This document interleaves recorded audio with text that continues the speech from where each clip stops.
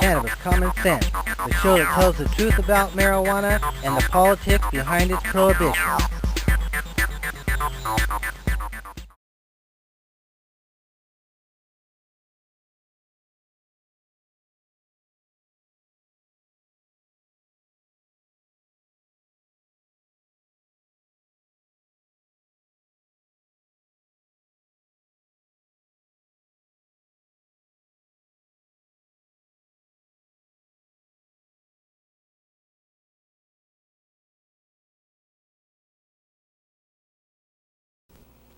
Hello and welcome to another exciting edition of Cannabis Common Sense. My name's Paul Stanford and I'm one of the chief petitioners on the Oregon Cannabis Tax Act, and here with me is my co-host, my fellow chief petitioner, the treasurer of our political committee, the Campaign for the Restoration and Regulation of Hemp, and the president of the Oregon Wildlife Federation, Mr. Paul Loney. Well, thanks, Paul. I like that introduction. And yes, we are here to try and get you to help us out with the Oregon Cannabis Tax Act. As Paul said, this show is part of our Political Action Committee, the Campaign for the Restoration and Regulation of Hemp, and he's showing you there one of our wonderful initiatives. At this time, on these show here, we got some special treats for you tonight. We're going to have some interviews up in Vancouver, British Columbia, where we spent a few days up there checking out the scene up in Vancouver. I think we had a good time up in Vancouver, Paul. We went up there for, what, 3 days, was it? Yes, I had a wonderful time. It was an excellent trip. Up in Vancouver, the police basically ignore the marijuana laws, and they don't arrest people for smoking marijuana. There's several establishments where people openly smoke marijuana, and we visited there and interviewed some of the people. So tonight we'll have Mark Emery on, who is the founder and original proprietor of Hemp BC. Yeah, I think the viewers out there will really like that. It's quite educational. Mark Emery is quite an inspiration to everybody, I think. He's definitely a unique individual, and he's got his own points of view, which we may not all agree with all of them, but he's got a vision and he followed his vision. I really like that fact, that Mark Emery had a vision and he followed it.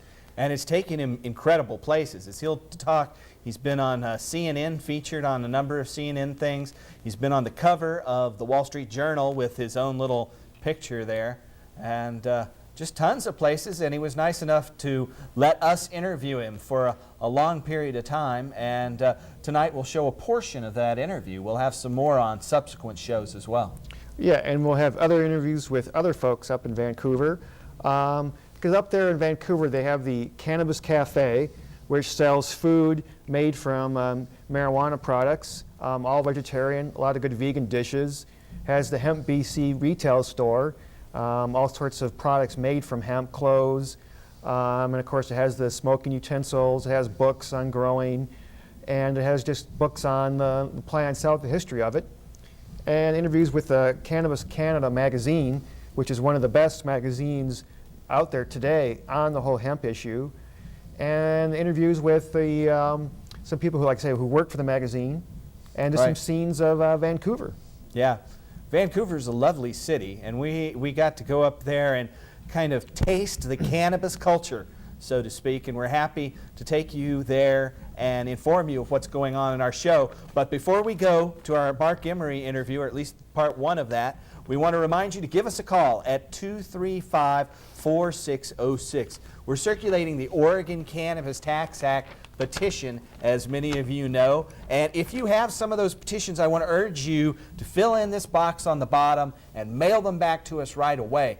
If you're going to get some more signatures, do it now. Mail it back to us. We'll mail you some more, but let's get those petitions in.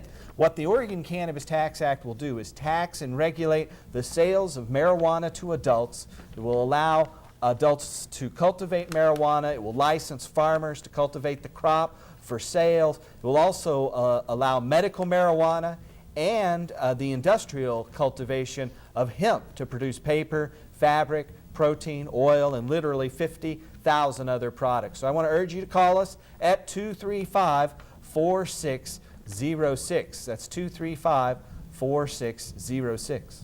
Yes, definitely give us a call and help us out. I mean, we want to change the entire culture here in Oregon that's surrounding hemp. Get rid of the prohibition culture and go into the a much more of a regulation culture. That's like, you know, the first step to freedom is to, you know, get rid of prohibition, and, you know, we want to just regulate it the same as alcohol is. You know, we would have it for recreational use in state liquor stores. And that would be, I think, a very good way of doing it, because there's only, you know, adults, they check IDs, and then you wouldn't have people on playgrounds selling marijuana, people staying on the street corners selling it. It'd just be much more of a pleasant atmosphere, and and the state, of course, would raise money off of that. And I think everybody would have a much better time with it. And as you can see up in Vancouver, there's such a wonderful atmosphere up there. There's a great community, and I hope that comes through in the shows that we have upcoming here, the various interviews, that the people up there just really know how to respect the plant, and then therefore everybody's okay with it. The police are okay with it. It's against the law there, but the police say, hey, you know, as long as you're not bothering anybody, why should we bother you? Right. And that's the way it should be. So the first part of this interview is with Mark Emery. We want to urge you to call us and get these petitions, though, at 235-4606. Now, once again, Mark Emery does say a few radical things. I don't know if we'll get into it at this portion, but of course, he has his own views, and he's really done a lot to change the perceptions and misperceptions regarding marijuana with some facts. So let's, without further ado, let's go to the Mark Emery interview. Here we are in beautiful Vancouver, British Columbia in Canada, interviewing the most famous marijuana smoker in the world. The latest, this is Mark Emery. Thanks for having us, Mark. How are you, Paul? I'm glad to be here. Thanks for having us. You originally were in Ontario. Oh yeah, you, I was. Were an activist there. Oh yeah, since 1980 I've been an activist. You know, I was greatly inspired by Ayn Rand and the book Atlas Shrugged and The Fountainhead in 1979, and I've become a real activist ever since in issues of human freedom and liberty.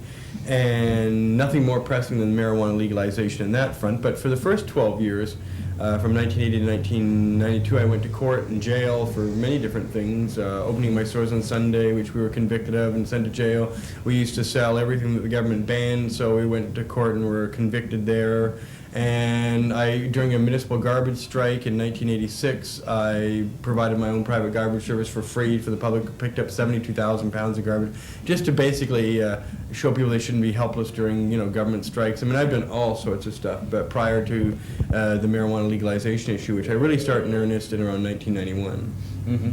In 91, was that when you moved here? Was that back No, in actually, Ontario I was in as well? Ontario. We started selling illegal banned books on marijuana. I was shocked to find that they were illegal, but I always wondered why High Times was never on the newsstands in Canada and why you couldn't buy any kind of material about marijuana. And it's because Canada has a law that basically says anything that promotes, advocates, or in any way condones marijuana use is illegal and subject to a $100,000 fine, and that's on video or in printed form. It specifically asks for marijuana? No, it says any illegal drug. Oh, so any you can't promote any illegal drug, and if marijuana is illegal, of course, and that's the primary one. I mean, there's not a lot of people promoting LSD or heroin, although there certainly is a lot of medical documentation that would also be illegal in those areas too. And of course, all books about the subject are illegal, et cetera, et cetera. And there are no exemptions, and it provides for a $100,000 fine and or 6 months in jail. And that's on a first offense. A second offense, $300,000. So anyway, there isn't any fine bigger than the criminal code, as it turns out. And that's all for books about marijuana. So anyway, we started selling them, but I didn't get charged for that one. That was clearly unconstitutional, so we ended up selling them in front of the police station one day after a big press conference and hundreds of people there, and they still wouldn't arrest me. So that was my history in Ontario, and then I went to Asia to live for a couple of years, came back here in March of '94 and founded Hemp BC on April 11th, 1994. Mm-hmm. And then we really kicked up some dust. Mm-hmm. You know, so what is, or at that time, what was Hemp BC? Because a lot of us don't know Well, actually, what Hemp BC was at that time. when I came here, there were no hemp stores. There were no pipes or bongs. All that's illegal. There were no books about marijuana. The High Times magazine was illegal in all of Canada and not distributed here for 4 or 5 years by that time. And there was nothing. And so I knew there must be a market there somewhere. And what I did is from April 11th to July of that year, I sold High Times magazine and Growing Stone door to door to houses, to people at bus stops, to variety stores. I sort of was a mini distributor to about 40, 50 stores who were willing to handle it. But by the way, 4/5 of all the people approached in stores refused to handle High Times because it was banned, they said. And so, human freedom and liberty is not alive in the minds of most booksellers. But we did find some who'd sell it, like here and there, 5, 10, 20 copies and stuff like that. And that's what I did for 3 months. Sold things door to door, and then earned enough money to pay the rent on the location at 324 West Hastings, which became the original hemp BC and where we were first rated, and is now Mark, the can hemp. I stop you here just for a second? Where did you get the hemp times or the high times from? Oh, we would just import them. They didn't stop them at customs. They didn't stop at customs. No, that law was not being enforced, but the fear factor involved in having a law like that, meaning you could be charged at any time, meant that conventional distributors simply wouldn't handle it. Okay. Because the climate was also different in the 1980s and the Reagan-Bush period. People were easily scared off, but that started to thaw considerably, especially with the influence of The Emperor Wears No Clothes in the late 80s and early 90s. And eventually, we did open on July 7th, 1994, the Hemp BC store, which is now the Hemp BC Legal Assistance Center at that location. I understand that block was all boarded up when you came to it, and that It's a bad location was like block. It was a slum. firebombed. Yeah, the exact location of where Hemp BC was founded used to be a communist Albanian bookshop, and it had been put out of business when somebody torched it. So the place was all fired and charred inside, and there was urine smells and urinal. It was a filthy block, and that was one of the filthiest buildings. But it was run by a guy who was anxious to have anybody renovate the place and fix it up, and that's how we got in a seemingly controversial business. We had an Asian landlord, and all my landlords are Asian for this building, all our stores, because they tend to only care if they get the rent. They don't really care about what you're doing in that building, and we really do renovate all the buildings extensively. All the properties we've ever been in have been improved considerably. So they benefited by that trust in us, and from there, though, we launched a separate grow shop down the street. Right after the first raid in January '96, we opened the little grow shop 3 weeks later, just next door, and then we consolidated those into the Hemp BC Superstore that you see now. So what was the initial reaction of the authorities when you opened up the first Hemp BC store? We never got any reaction. I've never yet had a complaint sent to me in letter form or written form from City Hall, from anybody. In fact, I've never had a complaint from the general public either. And I used to work there 6 days a week, and I've never had a single person say, I don't agree with what you're doing. I've never had it. It's the least controversial enterprise I've ever started. That's great to hear. Yeah, well, you got to understand that Vancouver and British Columbia are very much a live and let live society. The problem is they don't get politicians that reflect that. And that's typical because live and let live people don't tend to go vote. People who tend to vote tend to be people with property vested interests. People from Vancouver's west side who have a lot of wealthy property, and they don't want anything to change, and they don't want to keep it white, Caucasian, and that old Vancouver. The people who want the new Vancouver are the immigrants, the new people here, the movers and shakers, young people who don't conventionally see any purpose to voting. And to a large degree, they're correct. There is no real purpose to voting, but the problem is we're victimized by the electoral process in the absence of that. So that's a problem. Well, what do you see the future here in Vancouver, the city, and the province of BC about democracy then? If this many people are flouting the law, and they won't change the laws, is that going to have any sort of impact on democracy here, you think? Well, ultimately, politicians are like a flock of seagulls. They follow the leader, and the leader is public opinion. And public opinion, if it lingers long enough in the one direction, will eventually permeate society completely, and all people will presume that is the proper way to think. And so things are going to happen in a very gradualist way without any momentous decisions on behalf of Parliament or some old judge who is not going to deliver liberty to us because we think we're due. Judges are very frightened old men, really, who've been insulated behind a court bench for a lot of their lives and don't really understand the real world and aren't used to shaking things up in any proper controversial way. Especially Canadian judges. Canadian judges are particularly conservative. They like to think they've got a heart of gold, and sometimes they do have a compassionate heart, but they're not the kind of people that are courageous enough to change laws. And you're not going to find politicians. You have 3 million pot smokers in the country, about 15% of the adult population, perhaps even more. You have clearly no one in favor of prohibition in Canada any longer, but nonetheless, you don't have a single advocate for marijuana legalization in Parliament. Not one single guy has taken on the issue of civil liberties for marijuana smokers, even though you'll find people in Parliament having the same interest in homosexuals, of whom there are far fewer in Canada, and you'll see the same people having the same interest in First Nations or Chinese or Asian people's rights, and all of those are legitimate, but there's far fewer of each one of those groups in Canada than there are marijuana smokers. And for some reason, we have been considered suitable scapegoats, like they have in America, for 60 years, and there's no explanation ever offered. Like in Parliament, they never give an explanation as to why we're keeping prohibition. Nobody says, yes, we need to criminalize 1 million Canadians and arrest 100,000 every year, and for what purpose? And you never get that answer. You never get part 2 of the opening premise. Like, okay, if we're having this police state, what's the explanation? Well, we don't have one. And so it goes like that, and that's incomprehensible. Well, but Isn't it great what's going on up there, Paul, in Vancouver, British Columbia? oh, it's just fascinating what's going on up there, and we can do better here by getting our petition and getting signatures, get on a ballot this November, and then come January 1, we could have cannabis cafes here in Portland, all over Oregon. Right, and we need your help to do that. We've been doing these shows for a year now. If you have called us previously and got our petitions, please send them right in.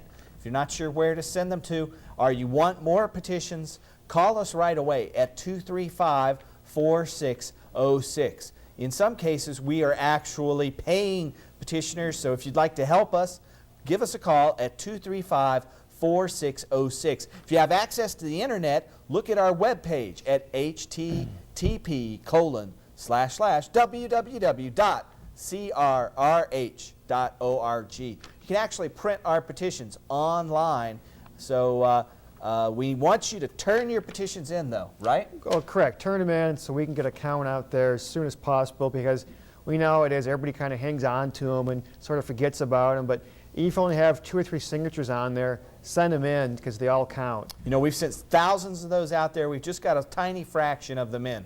So we urge you to send your petitions back in. We have to have them by the end of June. So if you have petitions, send them back. And if you need more, give us a call at 503-235-4606. If you're in the Portland area, that's 235-4606. So I guess we should get back to that Mark Emery interview. You know, it's just fascinating. Yeah, it is. It's good to know that early history of how Hemp BC started and how the whole culture there started in the community. And so I think it's going to be great watching the rest of the interview and think about how we here in Oregon can do the same thing with all of our help. So here it is, the Mark Emery Hemp BC interview. Thanks for watching. As long as we're moving towards freedom, then you're moving in a positive direction. And certainly since the time I've been in here, things have moved on the marijuana issue in a very positive direction. I mean, you know, when you consider that you couldn't buy a pipe in this town, you know, and you couldn't buy a book or a magazine about marijuana. And, you know, I mean, productivity has probably tripled since I've, you know, been here in the last 4 years. And we've been on every major media, which was unthinkable before. They would never think about putting a marijuana seed dealer on the front page of the Wall Street Journal. And, you know, CNN, the mass media, the Ted Turner, you know, Time Warner corporate establishment giving me a great review on CNN, or for that matter, Rolling Stone. The old hippies and the new capitalists in Rolling Stone give us an excellent review too. We always get good reviews. There's a daily paper, you've got article from 2 days ago, another great full-page article. They're always great reviews. The media is completely on side in a lot of issues. When they interview me, it comes out fine. I always ask them, whenever you do a grow bust, you know, you always take these cops' press releases and say, you know, 4 hydroponic operations were seized. Why don't you ask them what their moral justification for that is? If resources are short, how can you justify chasing down any marijuana growers when we know it's harmless, when everybody in British Columbia approves of it, when 2/3 have clearly gone on record saying they don't think marijuana should be illegal? Why do you waste anybody's time? Why do you destroy people's lives? Why do you violate their civil rights? Why do you continue this police state for nothing? Yeah. They never ask that question. They can't get up the nerve to ask the cops that question. But if every journalist asked the cop that question every time there was a grow raid, you'd see them drop. They just wouldn't want to get grilled anymore. Yeah, that's you know, you wouldn't. And then people who were raided would call the press to alert them, and the relationship would be reversed. They'd call them and say, "I've just been violated," and the news people would record their point of view. Instead, it's repeatedly always the police point of view. Yeah, they just print the police news bulletin verbatim. Yeah, now they're a little more inquisitive here because they know that most of the population is not supportive of this marijuana war the police are waging. But, you know, the media could do a lot more to accelerate the liberation of several million people. And most of the reporters are on side. It's, again, the older editorial staff. The people who have more corporate interests in mind will like to tread a fine line between supporting the police, as everybody has to knee-jerk do so in a corporate, you know, democracy like we have here. Everybody has to say, you know, the police may have done something wrong. It's not like we're against the police or anything, blah, blah, blah. Even though, you know, they've been, like, ruining lives and families in this unnecessary drug war for their own self-interest, you know, for the last 2 decades. I mean, sure, politicians inspire them, but cops can tell them to fuck off, really. We got better things to do. And no one would say boo about marijuana. But cops do it because a lot of people, thousands of Canadians, for example, 2,000 cops are employed every 8-hour shift to just chase down marijuana. So if they made marijuana illegal tomorrow, you got 6,000 guys right there who are immediately superfluous, and probably 10 or 20,000 other cops. I mean, if you didn't have a drug war at all, you would need half the police officers in North America that you've got today. Oh, yeah. Absolutely. And a Because, fraction of the prisons. yeah, exactly. I mean, exactly. Exactly, fraction of prisons, and you'd have a great increase in society safety. Yeah. See, prohibition accomplishes the exact opposite of every stated aim. It raises the price of marijuana or drugs or all drugs, so that you and I, the consumer, have to spend more of that on our supplies as opposed to our children or education or buying a new computer or a home or investing in the economy or starting our own business. A lot of our money goes to the herbs and drugs we seek. It encourages police corruption, armed crime gangs. It destabilizes at least 15 to 20 foreign governments in the world right now. Whole countries are in total destabilization because of a U.S. drug war in South and Central America. You've got whole aid programs geared on whether they have a crop eradication program going on in that particular community, like India or Bangladesh. You've got organized crime profiting because it's illegal. You've got biker gangs. You've got police corruption. You've got people being shot dead in their homes during raids. You've got every kind of civil liberty disobedience, from urine testing to kids ratting on you at school to parents ratting on their kids. I mean, it's a whole terrible system we've fostered with this drug war, and not a good thing has come of it. It's destroyed everything that's supposedly held dear in America: freedom, privacy, liberty, money, law and order, clean government. Prohibition ruins it all. Well, I mean, I think the one Well that said. one that we really lost in America. I don't know how you guys are going here, but a right to be free from search and seizure in America. I mean, when I was a kid growing up, that was always held up to be one of our greatest ones. Yeah, we don't have Now that it's here in gone. Canada, really. There's no privacy, or cops do what they want. The thing is, they tend to be politer about it. It's friendly fascism, in a sense. But then, I should talk. So on one hand, if I were in the United States, I'd be in jail for the next 20 years. So Right. I've got 17 counts against me, including 9 trafficking, and I'm still walking. I don't know how long that'll last, but I'm still out on the street. Even if they barred me from my own businesses and forced me at gunpoint to sell them, the fact is all of it still basically exists, except I'm not allowed to own it. You've got to be flexible. You can't go on that block. Yeah, you can't go on that block. Well, these are revolutionary times, and for a revolutionary to still be allowed on the street, not shot dead, maybe I should be grateful. Yeah. Yeah. So what kind of legal charges are you facing? Well, we've got 8 counts of trafficking from 2 different times. The most recently, the one that got me barred from my own store is allegedly, and this usually I get charged, by the way, after I do a major national interview of some kind, or we get raided or something like that. And I was on the Vicky Gabbro show live for 25 minutes nationwide. And then later on the day, I got served with, I was put in jail. I was charged with 2 counts of trafficking, marijuana and hashish. And apparently 2 months earlier, some Americans had come up to my cafe, a man and his 3 daughters, when I allegedly got them high, allegedly gave them a gift of $5 worth of hash, which would be about that much, I guess, half a gram, a quarter of a gram. And they went back to the United States, and they got caught with it, and they said Mark Emery gave it to us, and they were let go. And you don't really recall this happening. Oh, God, right? no. I mean, It could well just be a story. They say, Mark. Oh, yeah, well, I find it fantastic that it's even, you can use that. I mean, that way, what about the guy who's caught with a big truck full of pot? He can just say, hey, Mark Emery told me to deliver this. Bill Clinton gave it to you. Or the mayor of Vancouver.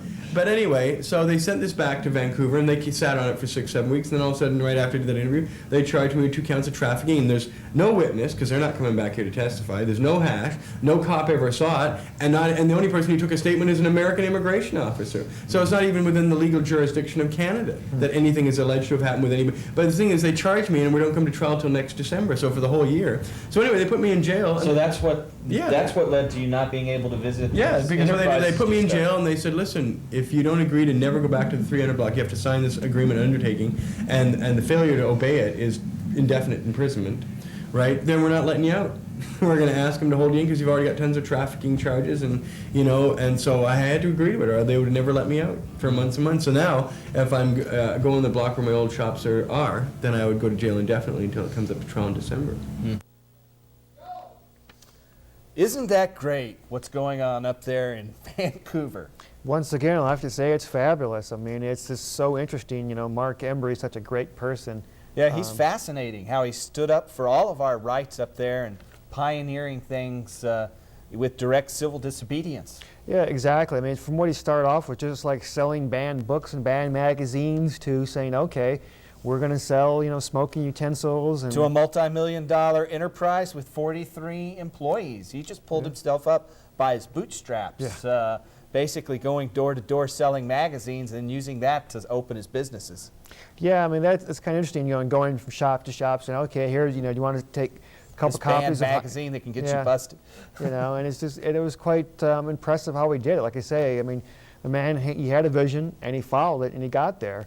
And I think, we here have a vision in Oregon. Right, and that is to completely legalize and regulate adult sales of marijuana, to allow people to grow their own, to license farmers to grow the crop commercially, to allow medical patients to access marijuana through pharmacies with the doctor's prescription, and to allow farmers without a license to cultivate industrial hemp to produce thousands of different products. And we can do that here in Oregon with your help. That's right. Call us 503-235-4606 and give us a call today, and help us put into reality our vision. Mark Emery, like I say, had his vision up there in Vancouver for all of British Columbia and for eventually all of Canada, and he wants to have it for all of North America. I mean, he's quoted in a Rolling Stone interview, the one that has Buffy the Vampire Slayer on the cover, if folks want to go out and look at it. It's a great interview with Mark in there, and he's saying that he wants to spread his vision elsewhere, and he doesn't mind who else copies it. Right. In fact, he said that, and it was picked up in the Portland magazine, the Willamette Week, that Portland is going to be one of the next places to follow that example. So we want to go farther than that. We want to regulate the market and just end prohibition here and now. So help us with the Oregon Cannabis Tax Act. Call us at 235-4606. If you have our petitions, send them back in now. We'll send you out some more, but we have to have all of our signatures by the end of June. Don't delay. Send them back today, or call us right now, and we'll send you the petitions in a week. So call us right away. Yeah, give us a call, and talk to us. If you're feeling alone out there, that there's nobody else out there like that, that's going to, like you, that likes to see it regulated, likes to see patients being able to get this with a doctor's prescription for whatever the doctor thinks it should be needed for, call us and talk to folks who are just like you, who want to see this regulated, who want to see an end to prohibition, who want to see an end to crime, who want to see an end to the war on some drugs, who want to see a beginning of freedom, to bring back our liberties, to bring back the fun that marijuana can give you, any kind of recreational pursuit. And to stop this incredible buildup of prisons and the prison industrial complex in the United States. If you want to help restore freedom in America, help us with the Oregon Cannabis Tax Act by calling us at 235-4606. Yeah, definitely give us a call. And like I say, I mean, it's to ban a plant that is just so ludicrous to me. I mean, something that grows, it shouldn't be banned. I mean, it's just like, we think we're more powerful than nature, that we're more powerful than a plant. It's just like a plant grows naturally. I mean, it's just like, it's a downfall of our society when we try to ban things that are natural. So call us at 235-4606. And in closing, I would like to tell you that I am a candidate in the Democratic primary that's coming up on May 19th. I'm running for state representative. There are 6 different candidates in the race for House District 14. That's inner southeast and northeast Portland. So if you live between Holgate and the Banfield Freeway from Southeast 50th down, vote for me in the May 19th Democratic primary here in inner southeast and northeast Portland. That's D. Paul Stanford for state rep. Thanks for watching. Call us, get our petition. Call us at 235-4606. Night.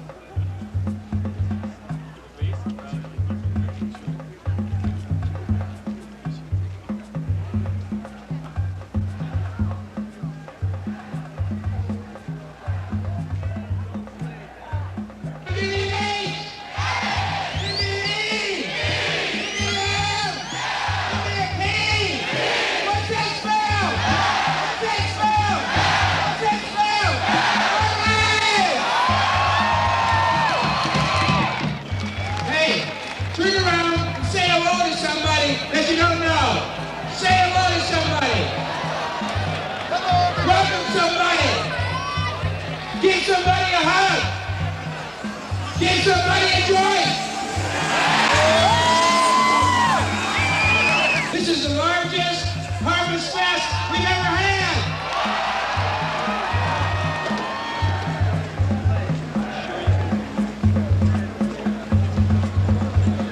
When you call for the legalization of hemp and the legalization of pot, you are making a political statement that does not conform with the standard wisdom of the time.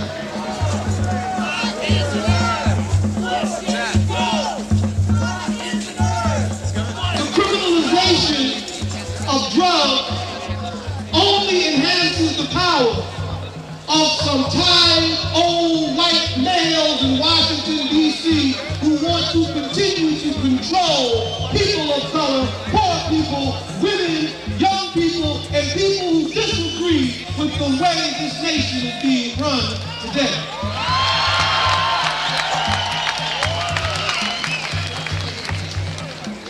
You see, it's all right in the United States to be an alcoholic.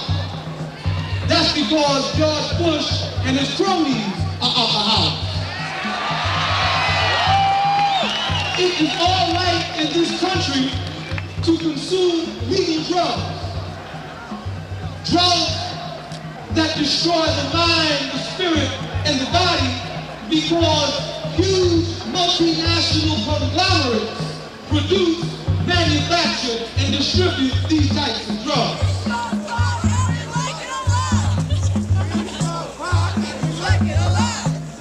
Getting high about what the pigs are doing, stuff like that. No offense, fellas, but it's just the way it is.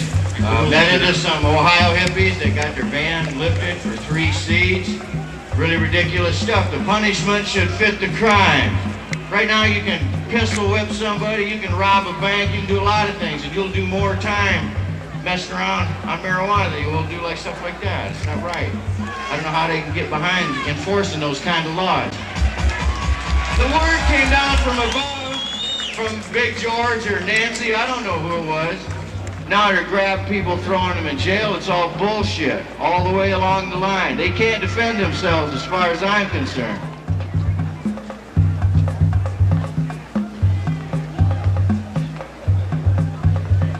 I think that, that the herb should be legalized because there is, as I say, a big difference between smack, crack, and smoking flowers.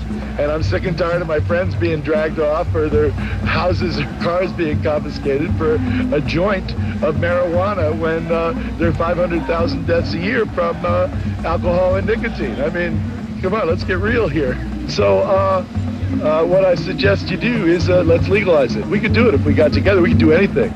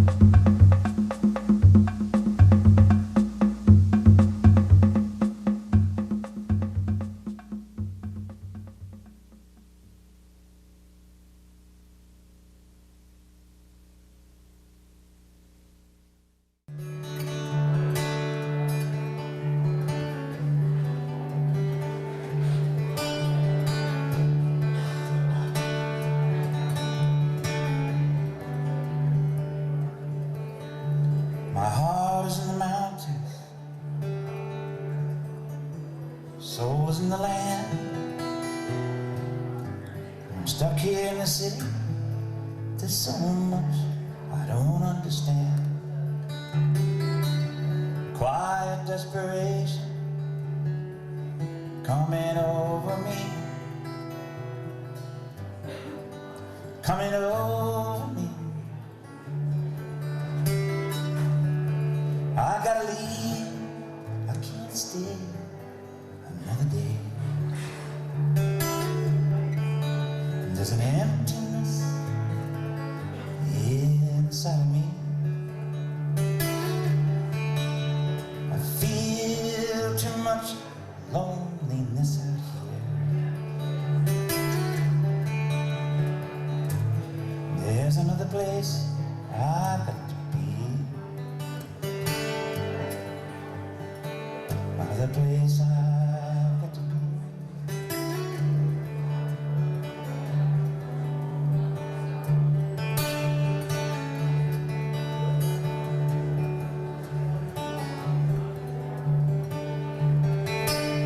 I long for you, Dakota.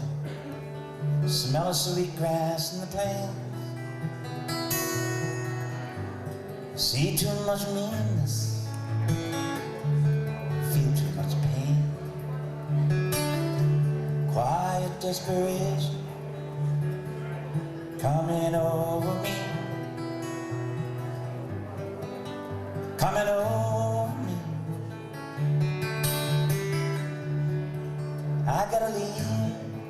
I can't stay another day. There's an emptiness inside of me.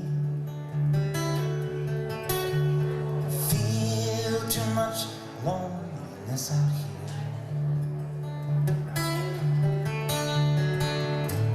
There's another place I've got to be. Another place I've got to be.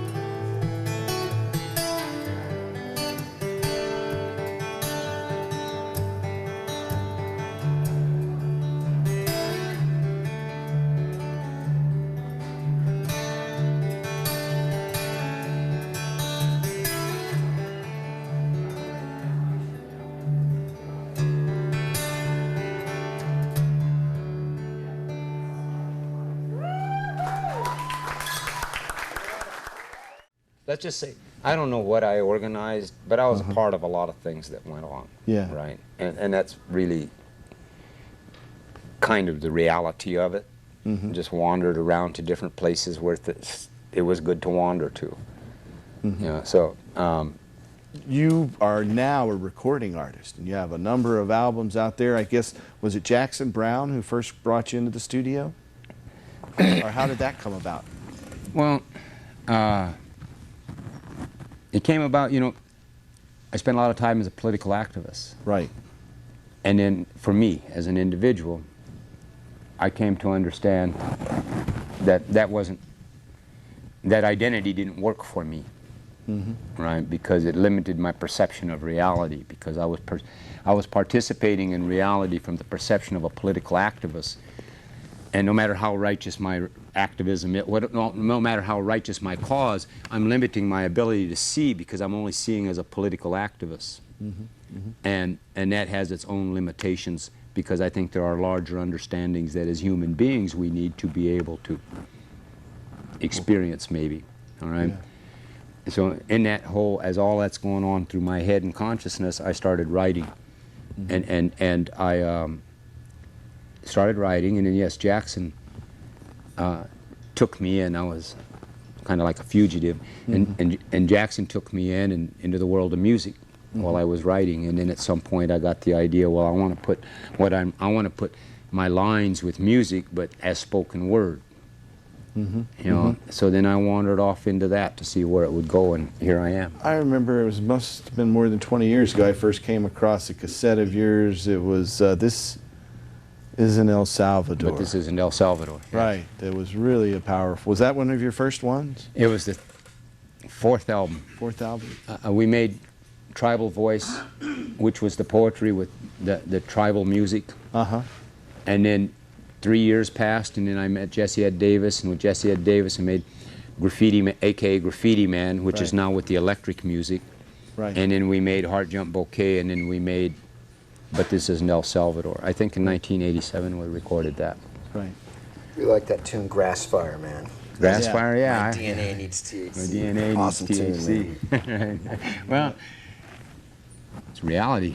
Yeah, This is and true. it does. Be real It's sometimes. amazing how the science is backing that up more and more every day. We often talk about it here, how, you know, just in, what was it, 93, they discovered that our bodies have this whole endogenous cannabinoid system where we have these artificial cannabinoids that kind of modulate the rest of the endocrine system, the body's hormones and everything. It's, well, you know, I think we do need THC. Yeah, no, in fact, we do. mother's milk has endogenous THC Well, in it. no, that's why my DNA needs THC. There's a reason, right, that it gets said.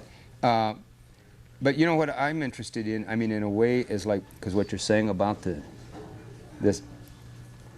See, I think that, what is this, cannabis sense? Yeah, cannabis common sense. Well, see, what makes cannabis common sense to me is I think we really need to start putting some efforts into the legalization of industrial hemp. If we put as much effort and energy into the legalization of industrial hemp as we put into hemp that we can smoke, if we put an equal amount of energy into that, because that serves it meets a larger objective of alternative energy. Because I mean, you know, I won't make the speech, but we make the fuels and the food and all this stuff. All right, and it's you know, and I've had this lingering curiosity in the back of my consciousness, as active as the cannabis movement is in its various levels and perceptions, right? That I don't quite get why more energy isn't put into that. You know, because it would save the farmers and all. I mean, there's so much that could be, and everybody's talking, and people are starting to sit back now. The political system's starting to talk about, well, in order to meet our oil needs, we'll do offshore drilling. You know, and people are, say, and I don't see it coming. No, in order to meet some of these energy needs, industrial hemp. Yeah, we often talk about this study out of Notre Dame University in 1975. It's published in a magazine called The Midlands Naturalist, and it's feral hemp in southern Illinois. According to that study, an acre of hemp will make 4 tons of hemp seed, and 4 tons of hemp seed will make 300 gallons of biodiesel fuel or oil. So to me, those of us who come from the hemp community, see, this should be the alternative form of energy that we're putting up. If we put as much effort into getting medicine for the earth as we put into getting it for ourselves.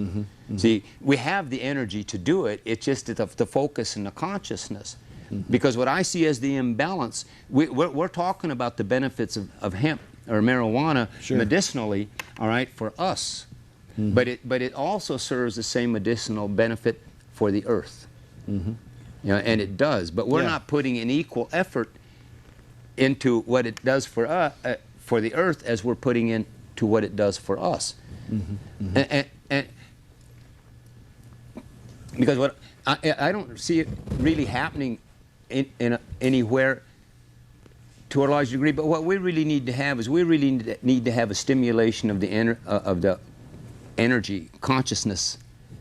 Should have been hemp the energy. Here, John, our theme was industrial hemp, man. We Yeah, had see, a and this serious should be, emphasis going on, see, and this should be, on yeah, alternative energy. The environmental crisis being what it is, I think there's an opening somewhere to inject it in as an alternative, part of the alternative, because they're talking about alternative energy. Yeah, all I the think you're exactly reptilians right. and the sheep and everybody's I think talking that's about the it. key, really, right? is the alternative energy thing. I agree with you on that. While that's all going on, this whole idea, and maybe it comes out of our consciousness about saying, no, consider this is about alternative energy. Because, no, because they are talking about drilling offshore now, you know, and everybody's starting to accept it. People that wouldn't accept it 15 years ago, it's you know, because what's happened is the industrial ruling class, they're cutting off access to the drug, oil. And people are going through the withdrawal, and they're making them pay the higher price. So now they're willing to sell their children, so to speak, or sell the family jewels, so to speak, you know, right, and to get the next fix, the offshore drill. We're in a T-Boone Pickens, the largest transfer of wealth in human history. But all this is going on now, but I think that, see, what makes sense makes sense. We're talking about cannabis. What makes sense makes sense, and I think that you see, I'm not the person that does, that does it, but someone. You can lead the way, John. If it gets injected, if in our consciousness and we start thinking away that this should be put to that alternative energy debate thing that's going on, industrial hemp. They don't want that, but I think that's the key of it. And it's being said for the sake of it, because you know there are a lot of people, especially farmers. Because the song about the farmers, there's a lot of farmers. There's a lot of people that would be supportive of it, but it's got to be. If we can put the money for this petroleum money that's going overseas into our farmers' pockets, but putting in the energy. See, we need to put the energy into the idea. All right, put the energy in. All right, and then that'll help to feed other energy. And see what's going on is they're putting more energy against us than we're putting against them. And that's exactly what's going on. They're putting their energy is more coherent. What they're going to do against us, they're very coherent about what they're doing. All right, in order to keep the downtrodden downtrodden. But it's about energy, laws and voting and all that stuff. These are mechanisms, but in the end, it's about energy.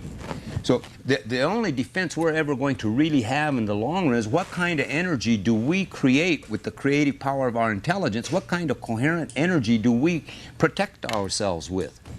You know, because, and anyway, so to me, you know, anyway, I think that it's in our best interest if we really put thought into the what we call industrial hemp as a part of the alternative energy, right? Consciousness that's going on right now, right? And then it helps the medical marijuana use for the humans, and it also helps for that. Yeah, they can heal the planet. Because I think in a lot of ways we're having a hard time getting past, because the way we have to fight the struggles we have to fight to get it legalized for human consumption, all right? I just think an equal amount of energy needs to start going for. It's earth medicine. It protects the earth. You know, you don't have to insecticide it and all that stuff, right? Yeah, that's right. It grows more like a buffalo. and faster. It produces more protein, fiber, and oil than any other plant on the planet. One of the things we say here on this show quite frequently is that the real reason that marijuana is illegal has nothing to do with drugs. It's not about drugs. It's really about money and the continued centralization of economic and political control. It's about the political powers that be that protect the petrochemical industry and the wood-based paper industry and that whole corporate monolith that wants to, you know, centralize control to a tinier and smaller group of people. And we've got to turn they don't that even have around. to centralize control. Things are working just great for them. Yeah. And they have been for a long time. Thousands of years. So they don't need to centralize or do any. Actually, all they're really they all prohibited the marijuana. institutions are concerned about is keeping the status quo. Yeah. I don't think they're actively at this point. I think they've got everything where they want it, and it's working just fine. I saw a great bumper sticker the other day. It said, "Everything considered, the war on the environment is going extremely well." Yeah, they know what they're doing. But you know, this other thing about marijuana is not a drug. All right, and we jokingly refer to it. We do. It's a sacrament. Right. No, it's a plant. It's an herb. It's an herb. It's a plant. It's not a drug. The earth does not grow drugs. Yeah. This is basic reality. The earth does not grow drugs. All right? Yeah. Man creates drugs out of things the earth grows. So marijuana is not a drug. All right? It's a plant. All right? And I think that that's an important distinction that we need to understand, because it's a part of our humor and a whole part of our consciousness, the dope, this is right, you know. And it's kind of denigrating. but in reality, it's we self-denigrating. really need to, if you look at the Cheech and Chong kind of humor, not to complain about them, but it is self-denigrating. But at some point, we need to really have that understanding also, because it helps us, because we know the marijuana prohibition has got to do with the threat that it poses to the petrochemical society. Because if you can make all of these things out of it, you don't need all this oil. If you can, if you can make paper out of it, then you don't need to cut down the forest. If you can make wood for houses, then you don't need. See, it's a serious. See, that's what this is really all about. To the whole industrial It's really all monolith. about that. Whether you smoke a joint or I smoke a joint, is irrelevant. It's about this, all right? And whether we get to smoke a joint or not becomes a way of keeping this down. Mm-hmm. I mean, a way of fighting this thing.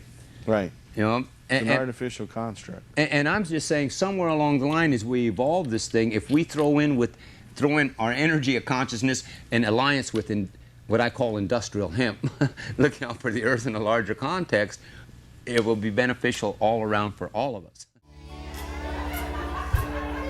The feeling of something gone wrong. How do you define what you can't explain? In the dragging on, hunger gnaws on long. And in self-defense, long keeps gnawing back. Sometimes the thoughts don't know what to think. And where I've been doesn't remember a thing about me. Something strange going on. Everything that had unraveled, and now it's raveling back into all I thought I'd escaped.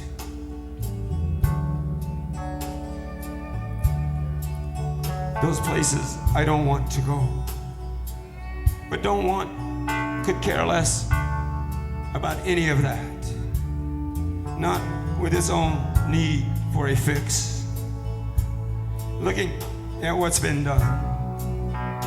All I did was go along for the ride. I didn't ask where we were going. In a shadowing of light, flung to the edge, collided with reality, and reality didn't even blink.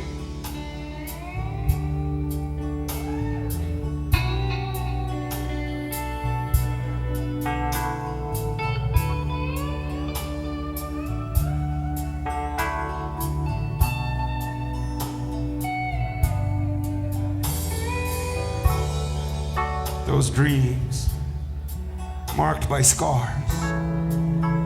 The rampaging question is, who would want to scar a dream? Maybe it's scars need dreams too. Riding a shattering of breaking into an echo of silence. That bitter taste looks for someone sweet.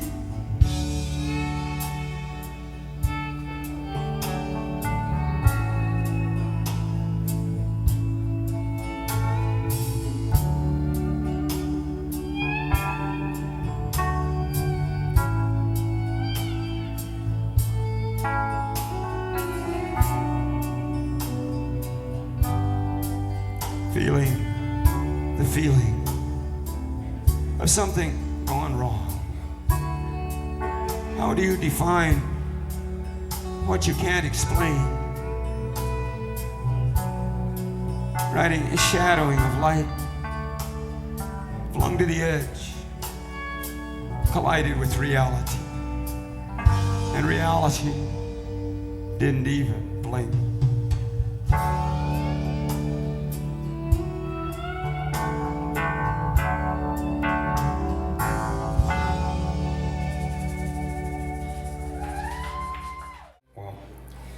And whatever's going on in this dimensional reality, we'll never outfight them. It's about outthinking them. It's about outthinking them. Just think about that, right?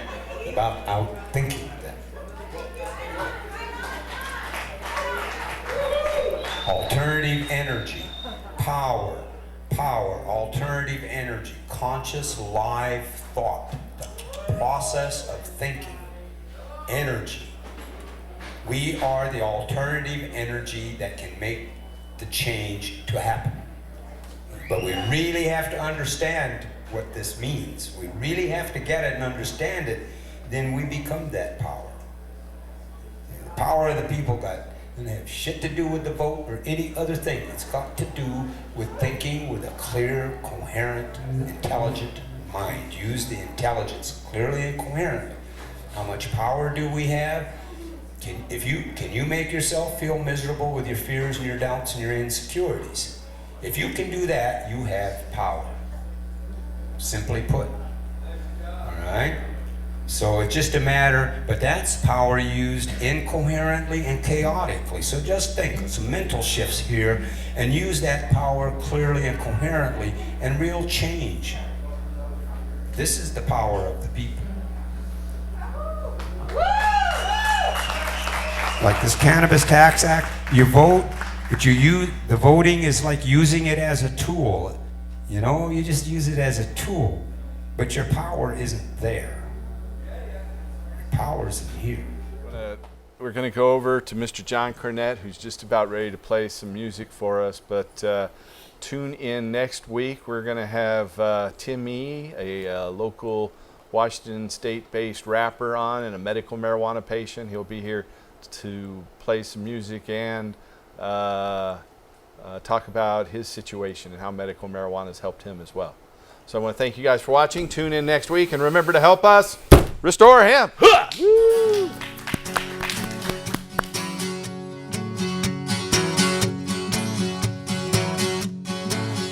There's a train coming,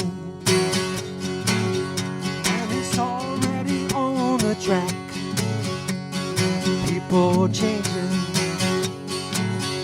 and for some there's no going back. Cannabis.